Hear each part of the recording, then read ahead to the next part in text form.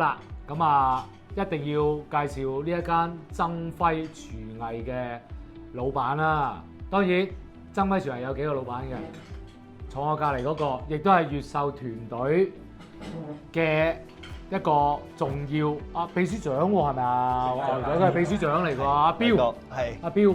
咁啊嚟呢度咧，我都已經打咗同阿彪講咗㗎啦。以後我嚟咧，佢要留位俾我㗎啦，因為其實曾輝廚藝真係好爆嘅。咁啊，今晚咧越秀聚會，咁啊小弟請客，咁你唔好失禮我哋越秀團隊。今晚有咩餸先？好，曾輝藝廚咧都屹立喺深水埗。弊啦，原來講藝廚係超過咗20緊要啊呢啲。咁係我衰咗，曾輝藝廚啊，大家。但係都因為入咗越秀，我哋由入越秀開始，正就開始攞米芝蓮。咦？哇！即係真係又咁巧係嘛？係。啱唔啱啊？入咗越秀，你哋呢間有名餐廳就咩㗎咯喎？係咪已經？託阿會長、主席係嘛？大家唱歌咪哥嘅鴻福係啦，啱唔啱啊？係啦。咁啊，好啦，攞咗米芝蓮啦。咁我頭先講啊，我嚟請客，你唔好失禮我哋啲會長主席喎。絕對唔失禮。咁啊，今晚有咩餸先？介紹下先。咁啊，我而家見到有啲，一陣間聽講仲有。係，冇錯。咁啊，首先由小食開始先啦。好啊。我哋有黃金魚皮啦。呢個咁啊，有我哋好食。係啦，門鱔即時剝出嚟嘅炒，打翻個鹹蛋黃落去，啱啱好炒溶，爽脆嗰下就上。門鱔皮。OK，唔怪之好似食出有少少唔同嘅感覺。所以你就算攤凍咗超過10分鐘，都係嗦嗦聲嘅。OK，明白。咁啊，我見到呢啲有咩特別啊？嚟自越南7個星期大嘅 BB 豬，係啦。係咪真㗎？係真係越南嘅。係咩？係啦。OK。咁我哋嘅琵琶鵝。咁點解話燒味呢樣嘢咧？其實我哋現在身後陣間大家可以去望一望嘅，我哋有自己嘅燒爐，即係除咗呢個深井預記之外咧，我哋亦都有燒爐喺後邊嘅。係啊，係我哋有持牌燒爐，咁我哋嘅燒味師傅都非常之犀利，係呢一行嘅老行專嚟。同埋你個擺設幾鬼靚，有個琵琶喺度，呢個係咪琵琶？呢個係琵琶，琵琶嚟嘅，琵琶擺設真係靚到不得了呢個。咁啊，仲有啦，一陣間我知道仲嚟緊菜嘅，好似有個靚魚喎。我哋啱今日揾到條唔錯嘅靚魚，係野生嘅黃皮老虎。黃皮老虎你估咁容易揾到？都難揾嘅。啱啊！嚟曾輝咧，我聽我啲朋友講咧，真係呢啲好難有嘅海鮮咧，曾輝可以食到嘅。係咪啊？係。咁啊，大家認住佢啊！啱唔啱？有咩？我哋啲會員啊，佢係越秀嘅秘書長，亦都係曾輝藝廚嘅其中一個老闆。係咁啊，有咩訂位揾佢啦？啱唔啱啊？好嘛？咁頭先你講啦，呢幾樣餸已經咁出色啦。係。咁一陣間嚟緊，我知廚房整緊啊。冇錯。有兩個比較出色嘅精品。因為米芝蓮每一年要求我哋都有新嘅菜式出現。咁嘅咩？米芝蓮每一年都要求？每一年都需要。要整啲新嘢。最少2樣新菜式，如果唔係，唔可能連任到9年米芝蓮。呢啲又要學啦。係啊，除咗我等一等先，嗰兩個精品我等你介紹。我聽講咧，曾輝藝廚咧，當年咧喺出邊咧，頭先我拍咗啦，門口咧，哇，有個大陣仗嘢喎。係。咩衛視啊？嗰個？湖南衛視。湖南衛視嚟呢度拍喎。冇錯。謝霆鋒嚟玩喎。謝霆鋒。咁你介紹下先啊，老闆，推介下先得㗎。係啦，因為都有米芝蓮嘅大排檔。係。全亞洲應該暫時得曾輝呢一間。係啦，咁所以就託賴好多傳媒都會嚟呢度做一啲拍攝啦。咁我哋有上過湖南衛視嘅《天天向上》啦。咁有上過謝霆鋒嘅《12道風味》第4季嘅第1集啦。係。就成個場都係我哋度做㗎啦。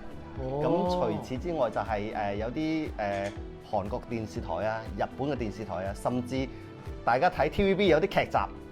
大排檔嘅打鬥都會喺見到我哋嘅呢度餐廳嘅，係啦。咁我哋都會因為大排檔咧，仲有接凳同埋接台都係喺我哋呢度嚟嘅。係咩？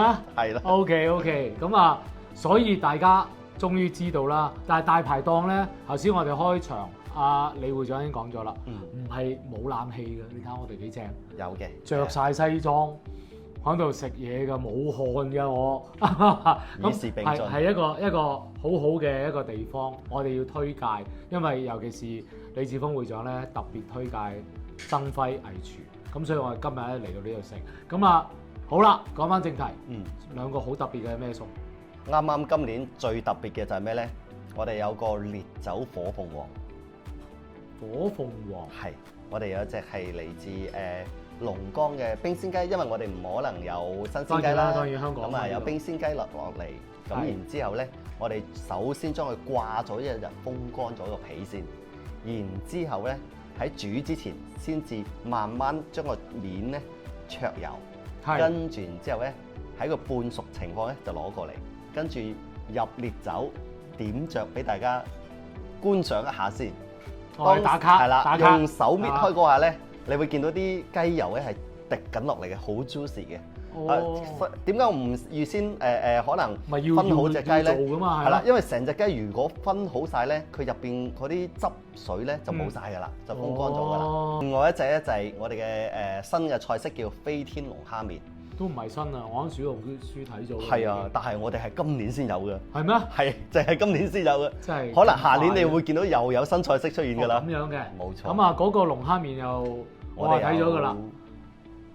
澳洲。我以為好假啊！哇！一陣間大家睇下你知，哇！咁樣弄到咁高有條麵喺度啊嘛。冇錯。係嘛？嗰個玩法跟住要剪開佢。冇錯。一陣間你會幫我哋㗎。我哋會有同事會幫你剪開。我唔想整污糟隻手嘅。冇問題，係唔使用手嘅。啱啱啊！哇，又有第二道餸嚟咗咯喎！冇錯，鮑魚添喎。係啊，依家輪到南非啦。南非係啦，我哋世界各地嘅海頭先係食材。越南係咪？嗰個豬係越南。越南呢個就南非。南非。仲有話。仲有龍江。隻雞。係。龍江雞係嘛？哇！帶我走勻世界各地喎。係。好，咁呢個就南非。嚟自南非嘅。有個湯灼熟佢，咁啊好似我當年喺澳洲都係咁樣最興㗎啦。個湯特別啲，個湯入邊啲雞油係我哋每一日湯雞留翻落嚟，將佢熬翻做雞湯，然之後加少少雞油，入邊有少少雞腸，然之後有個邊爐打滾咗啲湯，灼兩下，跟住可以食得。平時食唔食到㗎？我想問。平時食到嘅，都食到。即係我而家介紹俾我哋會員啊嘛，見到啲嘢嚟到曾輝藝廚冇嘅喎，唔好意思喎，但係要提前預訂。提前預訂，咁就有㗎啦。係啦，因為雞腸每一日我哋留唔到好多，係啦。啱啱啊，收到。咁樣我哋試下呢個鮑魚，好嘛？唔該晒。喂，睇到咁嘅造型，原來今日我請食飯咧，有啲光，即係有啲面喎。原來阿峰哥慶祝峰哥生日喎，70歲喎，啱唔啱啊？哇！呢個好正啊！咁我哋不如大家快啲唱首生日歌先，好嗎？趁要許願㗎嘛，啱唔啱啊？嚟 Happy birthday to you, Happy birthday to you, Happy birthday to 峰哥。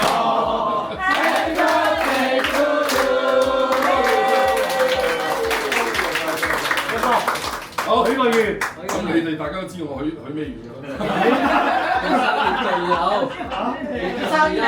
越嚟有，越做越收，越做越多收。好啦，多謝晒大家，多謝。OK。有啲願好啲喎。好啊，冇問題。OK。好，仲有一樣嘢，我又拖到光啦。係。呢個咧就係越秀團隊啦，好靚。越秀相，我哋團隊啲相嚟㗎。主席解釋下先。嚇？嗱，每一個團隊主要嗰啲骨幹都喺晒度啦。喺晒度啦。